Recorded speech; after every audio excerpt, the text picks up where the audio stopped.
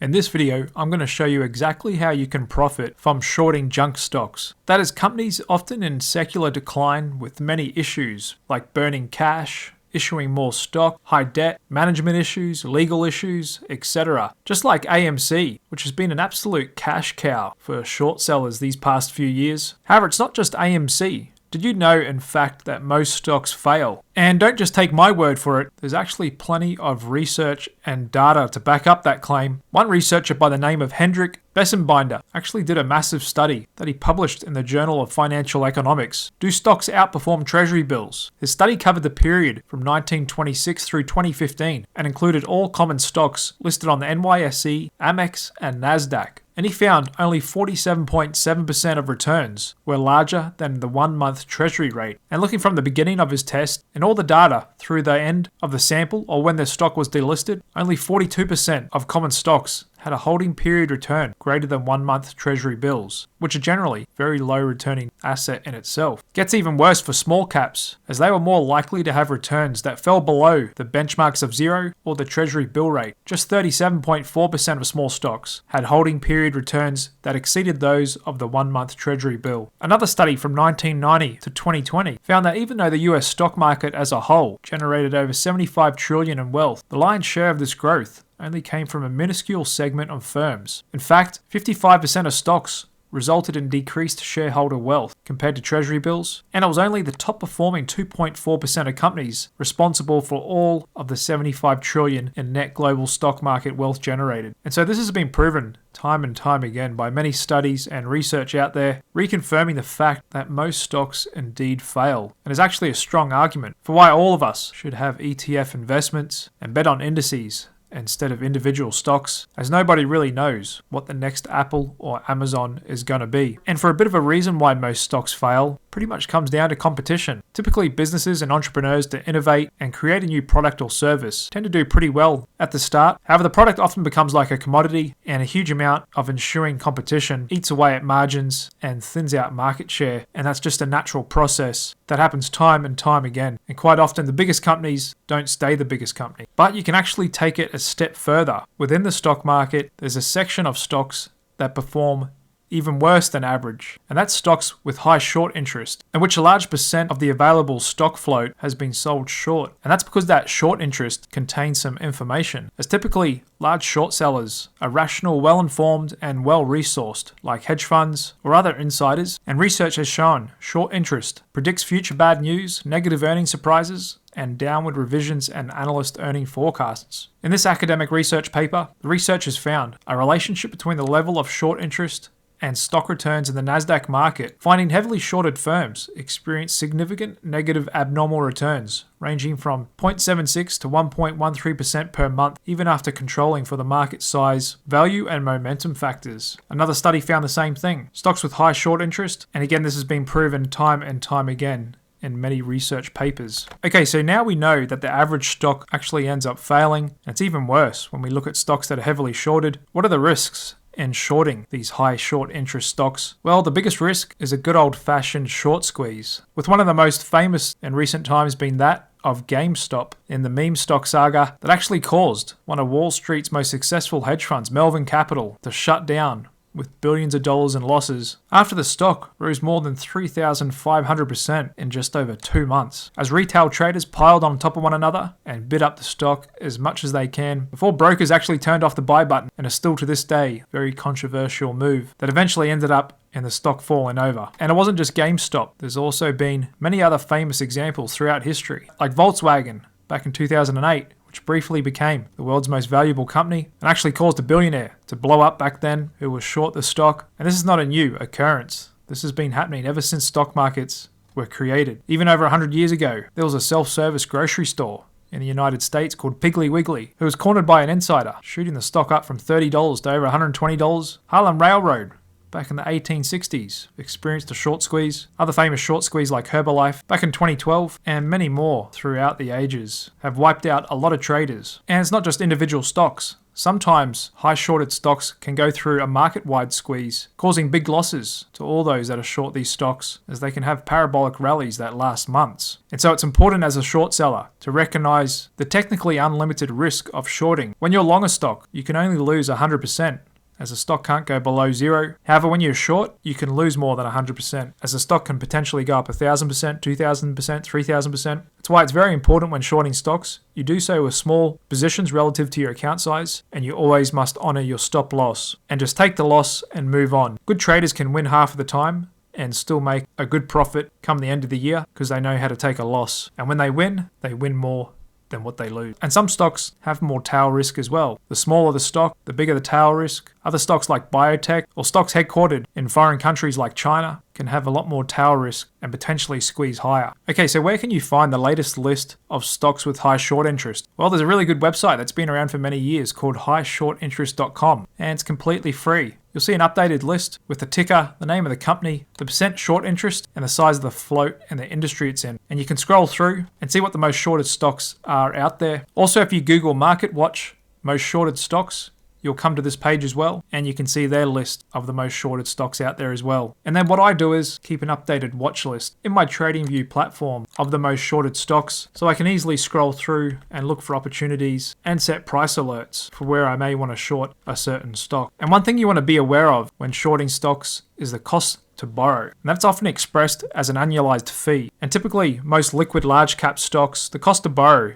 will be pretty low, normally around 1% or less, maybe 2%. That's an annualized fee that you'll be charged daily by your broker. However, with some high short interest stocks, the cost to borrow can actually rise a lot, especially when the stock's been hammered down. That's what's called a constrained stock. It's got high short interest and it's hard to borrow. And sometimes you might even find it hard to actually go short even if you want to. There may not be any shares to borrow. Typically, long investors have to make their shares available for short sellers to borrow. And so that's something you want to keep in mind.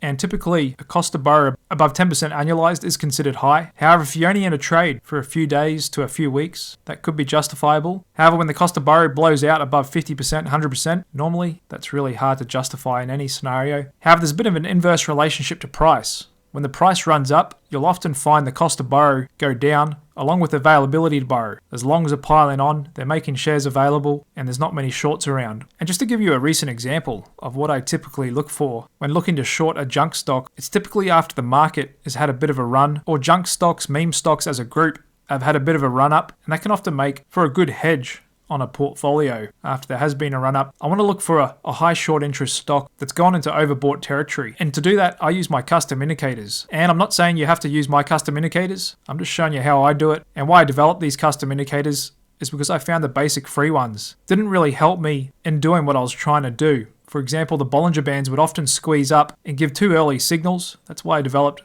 these buy-sell bands you see here in the red waves and green waves. And you could think of them as dynamic overbought and oversold zones, and they're based on the current and past volatility patterns of any asset. And so what I'll look for is the stock to run up, hit the top of the buy-sell band. I also want to see other indicators like my dynamic swing index get into the overbought zone, and then ideally the stock is not in a strong trend, like we can see here my trend strength being negative. And it also helps to have a little red, if not orange, on my institutional buying percentage indicator, which shows big money could be selling as well. Then what you want to do is design a trade. And for that, you need to work out what your stop's going to be. Now, typically for a high volatile stock, you normally want to give it at least 4 or 5% of wiggle room. You don't want to try and be too clever and nail the actual top. It's almost impossible to do. You always have to let the position go a little bit against you before coming back. And then, like I said, based on principle, you always want to go after more than what you're risking. And for me, that's typically a risk-reward ratio between 1.2 or 1.5. And normally I like to play it back down to the 50-day VWAP,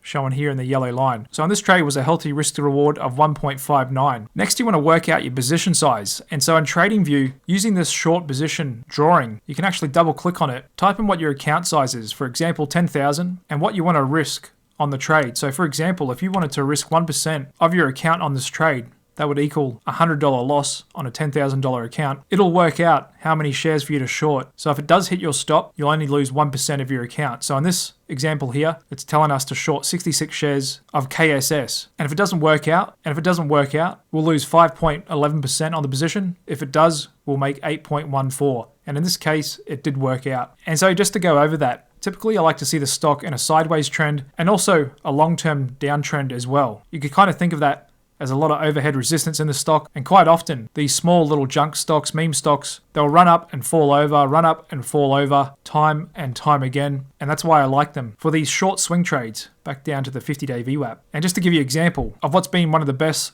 stocks to short in recent years, GameStop. And keep in mind, we only need to win 50% of our trades to make money, but look how many times it runs up to the top of the buy-sell band and just falls over. As I scroll back in history, runs up, falls over, runs up, falls over, popped up higher, fell over, going back time and time again, hits the top of the buy-sell band, falls over, happens time and time again. And like I said, we set up these trades, so you only have to win 50% of the time. So it's okay to take a loss every now and then. Don't have to try and win every single trade. You just got to stick to good risk management, stick to your position sizing, give it a bit of wiggle room. If it hits your stop, you can come back a week later, try again. Have a lot of the time, the stock will run up, fall over, run up, fall over. Here's another favorite of mine to short, Lemonade. Again, a company that consistently loses money. A lot of these companies just burn cash. Quite often insiders will sell every time the stock runs up as well. And they just make for great shorting opportunities. And so you can get creative with how you want to short and when you want to exit. You don't have to always exit at the 50-day VWAP. You could exit when the stock goes to oversold, or you could take half off at the 50-day VWAP, run the other half down to the bottom of the buy-sell band. And they're good ways to hedge a typical long-only portfolio. The market's had a strong run up and your normal portfolio has ripped up 10-20% in a short term and you want to kind of a way to lock in those gains, or shorting a junk stock can be a way to do that. But like I said, you just got to keep in mind the risk of a short squeeze. You really don't want to be caught in one. It's important to have small position sizes. Just risk 0.5% or 1% on a trade. Honor your stop loss. Once you set a stop, don't ever move it higher, and try and stay away from stocks that are in a strong uptrend. Like we can see here back in late 2020, Lemonade went in a strong uptrend. We can see that my trend strength in the blue. So when it's like that, you don't want to short it. You want to wait till the trend has disappeared. All markets oscillate from trending to ranging, and you want to get in somewhere when the trend is kind of be lost. Here's another good recent example on Plug Power. The stock ran up, and what you can do is, if you can't sit there watching the screen all day, if you're at work, busy with family or something else, you can set price alerts or even resting limit orders. So here, you may see Plug Power's running up. You could leave a resting order at an area where you'd like to short a stock, or you can actually just hover over that level, hit Alt-A on your keyboard, and then set an alert, and you can get that alert to send you a push notification on your mobile or an email, and then you can short it at the right time. Another good one to short in recent years has been Snap, and so you could kind of think of stocks with high short interest as like the hedge funds have already done the research for us and identified what are bad businesses and what they've set as targets and heavily shorting. And then us as smaller short-term traders, we don't need to wait days and weeks to put on a position. Trading millions of shares, we can easily get in and out really quickly and just look for these quick short swing trades where the odds are in our favor, like I showed you with the research. Most stocks fail, and it's even worse with high short interest stocks. On average, they produce negative average monthly returns, and then we're just waiting for the optimal time to get in a short position. We always want to define our risk and then set our target to have more reward than risk. And then it's kind of a set and forget trade. Once you're in, you just set your stop, set your profit target, and then go on about your business. And so these custom indicators of mine, I've demonstrated how I use them here to you today. They're invite only. And if you're interested in getting access to them as well, then click the link below this video and head on over to my website, clickcapital.io. Click on the indicators page where you can find a video where I go over all of my 25 custom indicators in detail, and you can purchase lifetime access with no ongoing subscriptions for all of the indicators individually. However, in total, the 25 indicators are valued at over $1,200, and I normally sell them as a package for the one-time fee of $397. However, as a special gift for you today, once you hit the checkout page, click on apply coupon and enter the coupon code SHORTJUNK. Click on apply, and that'll knock $50 off the price for you. That's just a one-time fee of $347. No ongoing fees, and my 25 custom indicators work on stocks from all around the world. So it doesn't matter if you're in America, Canada, Australia, United Kingdom, Germany, Singapore, wherever you are. They work on stocks from all around the world. You'll get automatic updates, access to all of my future indicators at no charge, and this comes with a 7-day money-back guarantee as well, allowing you a full week to test them out with no risk at all. And so all you need is an account at TradingView.com. Then after you purchase, I'll approve your account as well. Then you just click on indicators,